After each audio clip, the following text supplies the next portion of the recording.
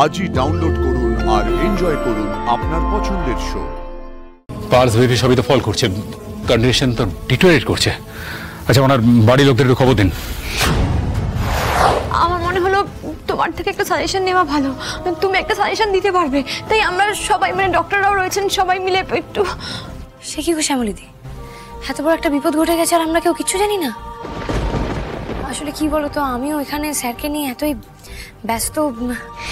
আরে তোমাদের team super 6 তো এখন আমাদের মেডিকেল ওয়ার্ল্ডের রাইজিং স্টার। আচ্ছা, যার জন্যই মানে শ্যামলী দেবী অফার করার পর আমরাও রাজি হয়ে গেলাম। আচ্ছা, ওই রোহিণীর ইনজুরিটা নিয়ে তোমার সঙ্গে একটু ডিসকাস করা ছিল। নিশ্চয়ই স্যার, আমার পক্ষ থেকে যা যা করা সম্ভব আমি সবটা করব। আপনি আমাকে প্লিজ ডিটেলসটা বলুন। তোমার কাছে অলরেডি একটা ডিটেল মেল চলে গেছে। এক মিনিট।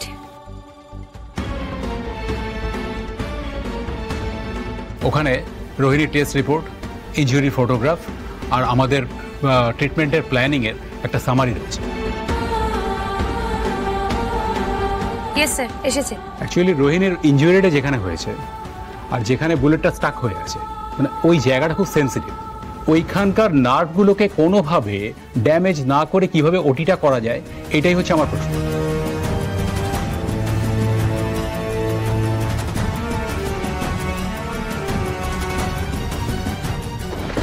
মহেশ্বর, রোহিণী দিদিকে ভালো করে দাও তুমি, ওর যেন কিচ্ছু না হয়। হ্যাঁ স্যার, পসিবল, কিন্তু কি বলো? আমরা যদি একটু অন্যরকম ভাবে ভাবি, মানে আমরা যদি একটু অন্যরকম ভাবে ব্যাপারটাকে দেখার চেষ্টা করি, তাহলে কিন্তু ওটিটাও হবে আর ফার্দার কোনো ড্যামেজ হওয়ার চান্সও থাকবে না। রোহিণী একবারই মানে কিওর হয়ে যাবে।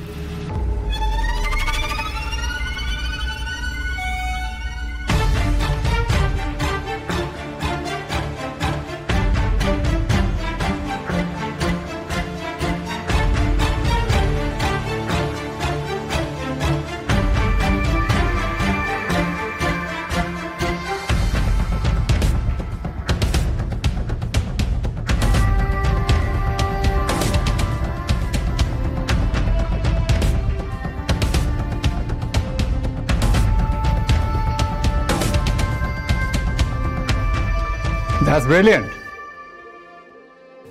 আনন্দি, মার্ক মাই ওয়ার্ড, মানে তোমার কেরিয়ারের শুরুতেই তুমি এত সুন্দর সুন্দর আইডিয়া দিচ্ছ, তুমি কিন্তু ডক্টর হিসেবে অনেক উন্নতি করবে।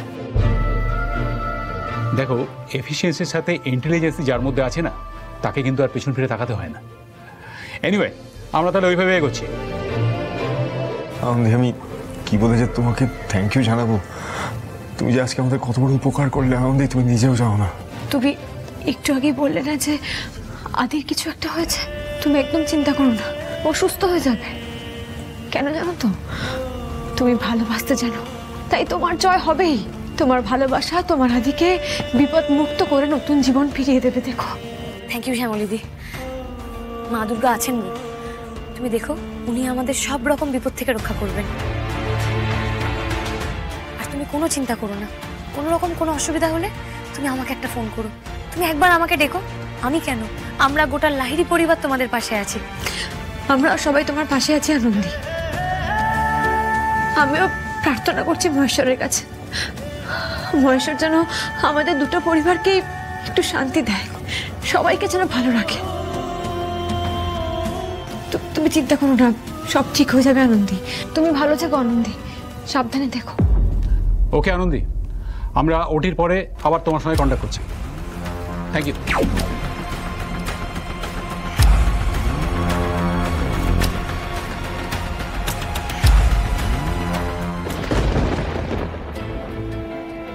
বড় মামি, এসব কি শুনছি? শ্যামলী, অনি বলছে যে রোহিণী কেমন আছে, কেমন আছে বল না। ওটি শুরু হবে এক্ষুনি মামনি। একবার যদি রোহিণীকে দেখতে পেতাম, ওর জন্য খুব চিন্তা হচ্ছে। ঋষভ, শোনো, তোমার আর রোয়ের বিয়েটা হচ্ছে না।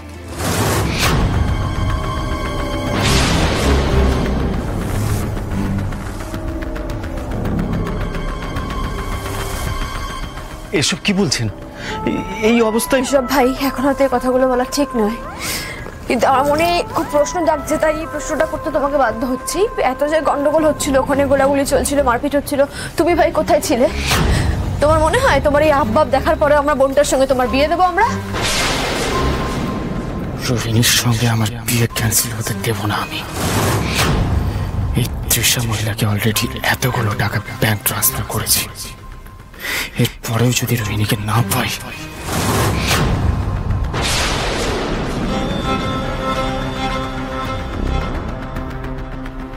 শ্যামলী কিন্তু ডেঞ্জারাস। এই মুহূর্তে এখন মুখ খোলার কোনো প্রয়োজন নেই, তুমি এখন যাও, পরে আমি ম্যানেজ করে নিচ্ছি সবটা, তুমি যাও।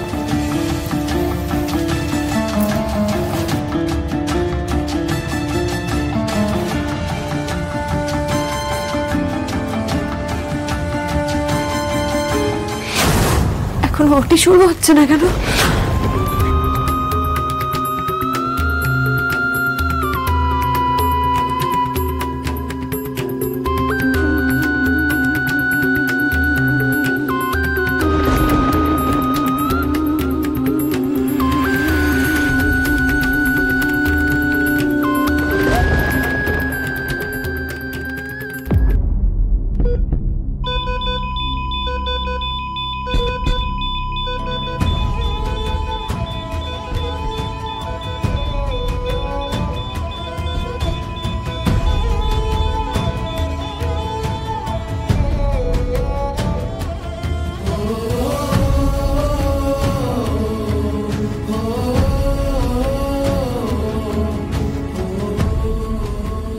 পার্স বেবি সবই তো ফল করছে, কন্ডিশন তো ডিটোরেট করছে।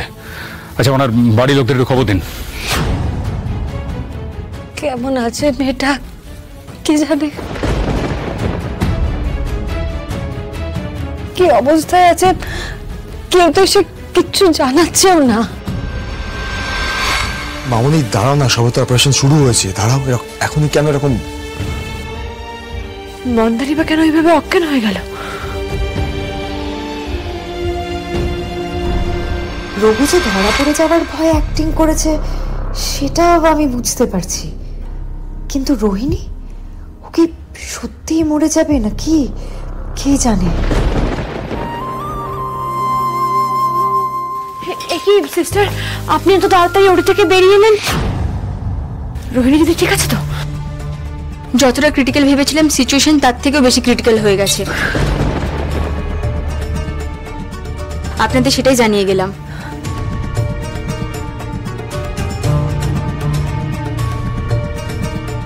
রোহিণী দিদি কিচ্ছু হবে না, কিচ্ছু হবে না।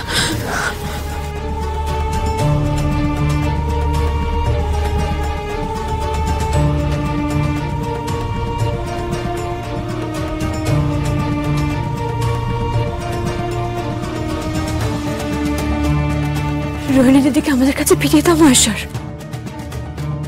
তোমাকে যে ফিরিয়ে দিতেই হবে।